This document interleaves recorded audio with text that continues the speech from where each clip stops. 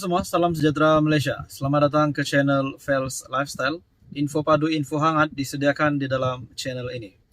Saudara-saudara, tuan-tuan dan puan yang saya amat hormati sekalian, kita digemparkan sebelum ini dengan satu kenyataan dari pemimpin DAP yang menyebut Parti Barisan Nasional parti yang korup, parti rasuah.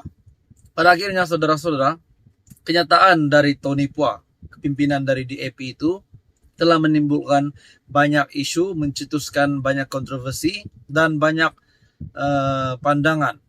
Jadi salah satu pandangan yang amat mengejutkan ramai dari Datuk Seri Wee Ka Siong.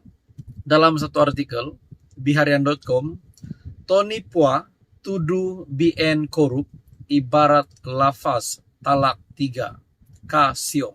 Jadi saudara-saudara, kenyataan dari Datuk Seri Wee Ka Siong ini sudah pasti bakal mengejutkan kepimpinan DAP. Adakah ini akan memberikan sedikit sebanyak kesan kepada kerajaan PHBN yang menjadi gabungan membentuk kerajaan hari ini? Lebih-lebih lagi di mana bila PRN 6 buah negeri bakal dilaksanakan, adakah ini bakal menjadi satu kesan ataupun memberikan satu tanggapan buruk dari pengundi dan penyokong? Nah, itu semua menjadi persoalan.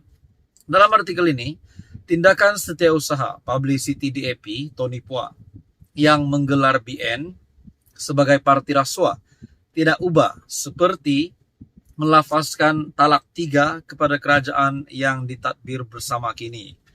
Presiden MCA Datuk Seri Dr. Wee Ka Siong menyelar tindakan itu turut mempersoalkan sama ada yang disuarakan Pua itu memberi isyarat bahawa Pakatan Harapan akan mengkhianati Barisan Nasional. Katanya, susulan kenyataan Pua yang juga penasihat dasar Setiausaha Agung DAP yang turut mengesyorkan PH menang dan mentadbir secara solo pada PRU 16 nanti. Persoalan yang timbul setelah Tony Pua yang membuat kenyataan ini, kepimpinan DAP yang membuat kenyataan ini, yang mahu PH mentadbir secara solo, apakah pula persepsi ataupun penerimaan dari kepimpinan Barisan Nasional yang bersama-sama dengan PH membentuk kerajaan? Kalau mereka tahu bahwa PH mahu menang solo dan berdiri solo untuk menerajui PRU 16 nanti. Jadi saudara-saudara, bagi saya ini sudah pasti menjadi satu penerimaan yang tidak baik, penerimaan negatif dari kepimpinan Barisan Nasional. Saudara-saudara, dalam artikel ini sekali lagi, saya berasa kesal pemimpin seperti Tony Pua menyerang BN sebagai parti korup. Kalau sudah kata parti korup, sudah melafazkan talak 3 umpamanya. Kalau penasihat dasar Setiausaha Agung DAP sudah syorkan menjelang PRU 16, PH menang dan memerintah solo, apa maksudnya? Bukankah itu bermaksud BN akan dihianati oleh PH? DAP akan tikam belakang, katanya melalui sidang media yang dimuat naik di Facebook. Itu adalah kenyataan dari Wee Ka Siong. Jadi saudara-saudara, adakah dengan ini PH, kepimpinan pengurusi PH sendiri, yaitu Perdana Menteri Datuk Seri Anwar Ibrahim, juga beranggapan sama seperti apa yang dinyatakan oleh Tony Pua? Adakah pengurusi PH sebagai Perdana Menteri hari ini pun berfikir, mempunyai fikiran yang sama, rancangan yang sama seperti apa yang dinyatakan oleh Tony Pua, yaitu ingin menang solo dan berdiri solo memimpin kerajaan? Jadi saudara-saudara, pada PRU 16 nanti sudah pasti akan tercetus banyak lagi isu, banyak lagi kontroversi. Jadi persoalannya, adakah memang BN yang bakal ditendang keluar, ataupun mungkin DAP yang ditendang keluar dari kerajaan hari ini? Nah, semua menjadi persoalan.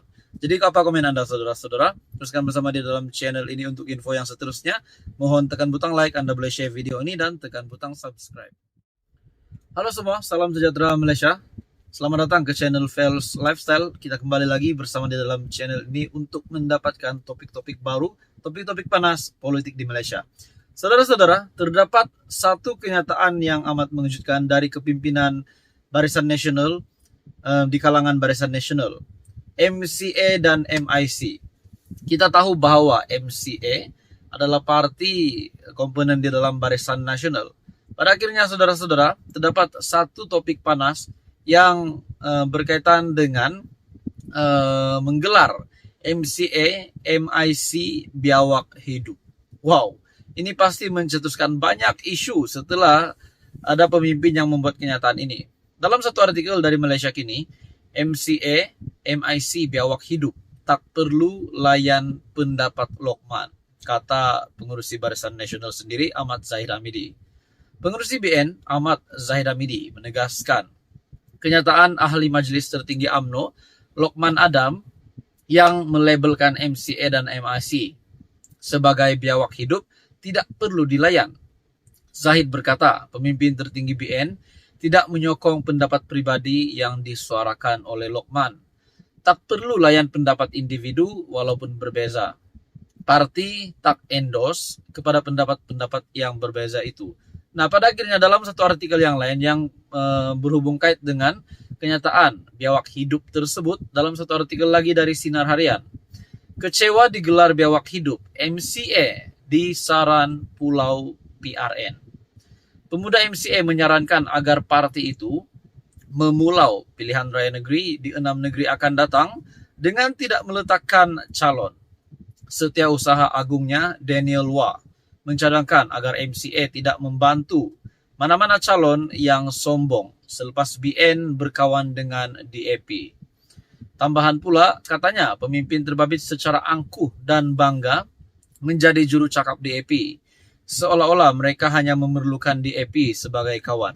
Adakah ini bermakna BN sudah lupa dengan MCA? Akhirnya dalam artikel ini, kecewa digelar biawak hidup MCA di Saran Pulau PRN. Adakah perkara ini akan menjadi realiti di mana MCA tidak akan meletakkan mana-mana calon, tidak akan membantu Barisan Nasional, sekaligus kerajaan hari ini, kepimpinan PHBN, untuk memenangi PRN, untuk tidak meletakkan calon. Selama ini MCA setia dan berpegang teguh kepada prinsip serta semangat BN. Susah senang MCA tetap bersama BN, walaupun banyak parti komponen meninggalkan parti itu ketika berdepan waktu sukar. Kini dia sudah ada kawan baru, DAP, maka itu dia mendabik dada dan tidak memerlukan MCA serta MIC yang digelar biawak hidup, katanya dalam satu kenyataan. Sebelum ini, ahli Majelis Tertinggi UMNO Datuk Lokman Adam menerusi wawancara dengan sebuah portal berita. Berkata, MCA dan MIC umpama biawak hidup yang dipikul UMNO karena tidak mampu meraih sokongan Cina dan Melayu untuk menyokong Barisan Nasional. Berikutan itu, Daniel berharap pucuk pimpinan MCA dapat meneliti secara mendalam cadangan yang dikemukakannya. Ini adalah bagi mengajar golongan yang sombong, angkuh dan tidak sadar diri. Persoalannya yang membuat kenyataan itu adalah Lokman Adam sendiri. Seperti apa yang dinyatakan Zahid, tidak perlulah layan pendapat Lokman Adam. Adakah dengan ini Lokman Adam yang perlu disingkirkan? Ataupun MCA tetap membuat fahaman mereka bahwa BN yang sudah berkawan dengan DAP dan tidak memerlukan MCA dan MIC lagi. Jadi itu semua pun menjadi persoalan. Jadi apa komen Anda saudara-saudara? Teruskan bersama di dalam channel ini untuk info yang seterusnya. Jangan lupa tekan butang like, share, dan subscribe.